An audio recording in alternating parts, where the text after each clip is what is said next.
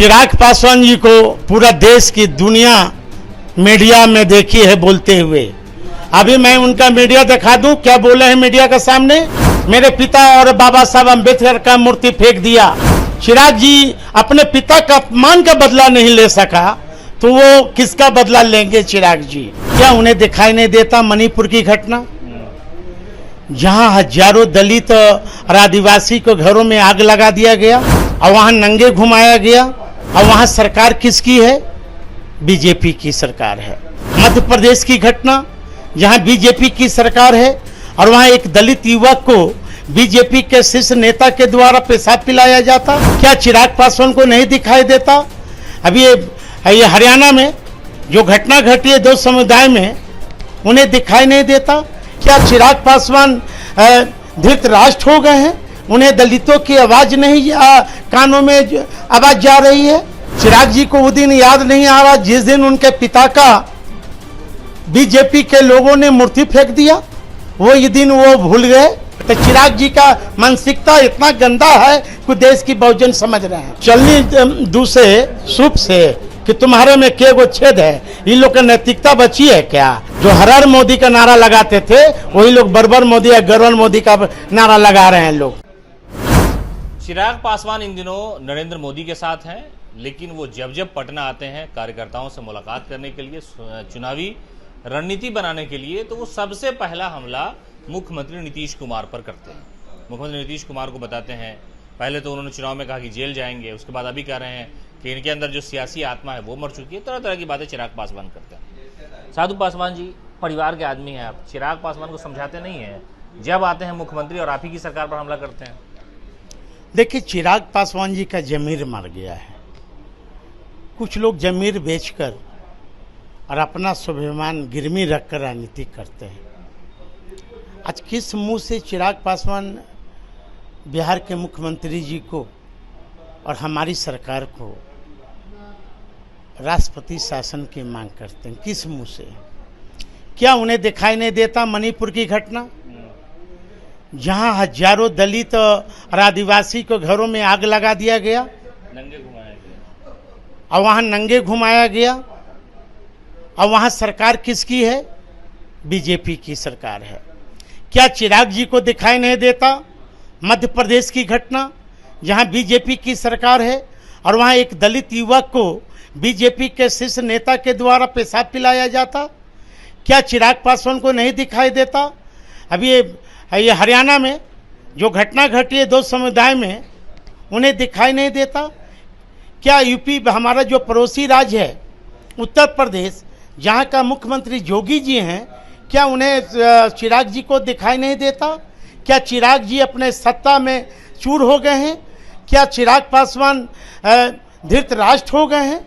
उन्हें दलितों की आवाज़ नहीं कानों में आवाज़ जा रही है? इसलिए चिराग जी कितना बड़ा दलितों का हितैषी हैं, वो तो बिहार के बहुजन ही नहीं बल्कि देश के बहुजन लोग समझ रहे हैं। नहीं, चिराग पासवान कह रहे हैं कि असल हितैषी जो है भारत में दलितों के, ओबीसी के, पसमानदा के, वो प्रधानमंत्री मोदी हैं, और उन्हीं की बात हम लोगों को कहने आए कि मोदी पर भरोसा कीजिए, दलित के सबसे अच्छे साथी हैं वो। मैं तो कह दिया ना कि चिराग पासवान अपना जमीर बेचकर आज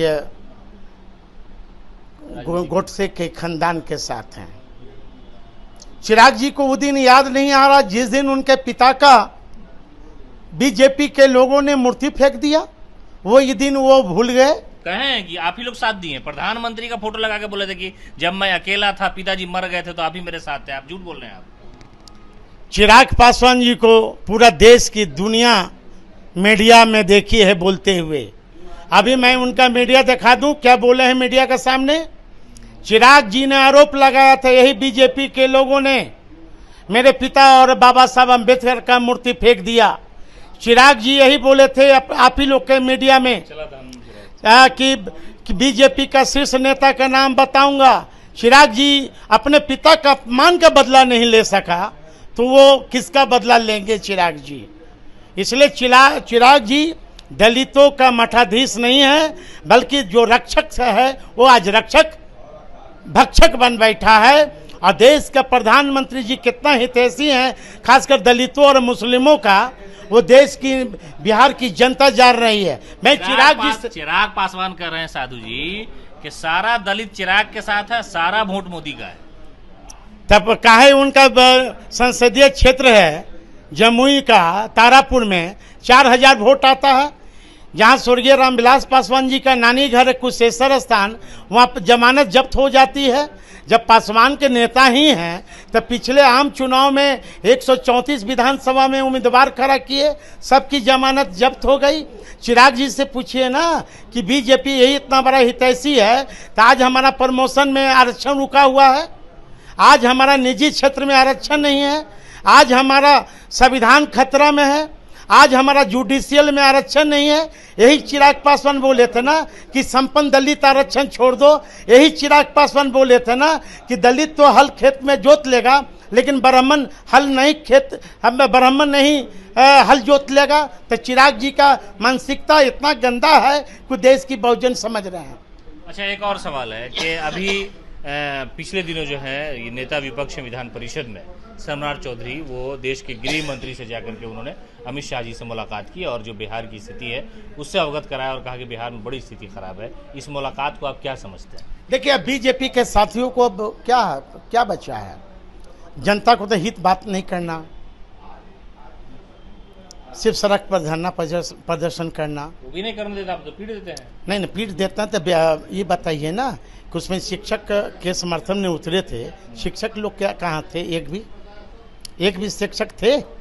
नेता थे ना? नहीं, नेता थे तो मिर्चाई लेकर जो हमारे पटना पुलिस को मिर्चाई का बुकनी से आंखों में छिड़क रहे थे, इन लोग को थोड़ा सा शर्म नैतिकता बची है क्या?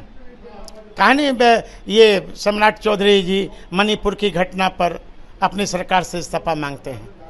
यही मध्य प्रदेश में जो पेशाब पिलाया गया दलित को, इन्हीं के पार्टी के लोगों ने पिलाया, तो काहे नहीं इस्तीफा मांगते? वहाँ जो हरियाणा में अभी दंगे हुए हैं, इन्हीं की सरकार क्यों नहीं इस्तीफा मांगते हैं? योगी जी की सरकार है बगल में, वहाँ काउंटर कर दिया जाता है पुलिस के सामने, वहाँ क्यों नहीं इस्तीफा मांगते हैं? तो या मतलब अब चलनी दूसरे सूप से कि तुम्हारे में के गो छेद है, इन लोग की नैतिकता बची है क्या? इस बार बिहार की जनता और देश की जनता जो हर हर मोदी का नारा लगाते थे, वही लोग बरबर मोदी या गरबर मोदी का नारा लगा रहे हैं लोग। तो ये थे हमारे साथ साधु पासवान ने साफ तौर पे कहा कि चिराग पासवान जो है वो फर्जी दलित है और तरह तरह की बातें करते हैं, जबकि उनके जो अपमान का मामला था खुद ही टीवी के सामने उन्होंने कहा रोते हुए गिड़गिड़ाते हुए कि बाबा साहब की बेइज्जती की गई, उनके बाबा यानी उनके पिताजी की बेइज्जती की गई। तो ये सब झूठी राजनीति करने के लिए मौका परस्त लोग हैं, साधु पासवान का ऐसा इल्जाम है। साथ ही साथ इन्होंने ये भी कहा कि जो सम्राट चौधरी ने अमित शाह से मुलाकात की, बिहार की विधि व्यवस्था को लेकर के उन्हें शर्म आनी चाहिए, मणिपुर जानी चाहिए, हरियाणा जाना चाहिए और जहाँ भी भारतीय जनता पार्टी की सरकार है, जहाँ दलितों पर या जो पसमानदा लोग हैं, गरीब है, दबे कुचले लोग हैं जिन पर ज्यादती हो रही है, उनके आंसू पोंछने चाहिए और उन राज्यों के मुख्यमंत्री से इस्तीफे की मांग करनी चाहिए।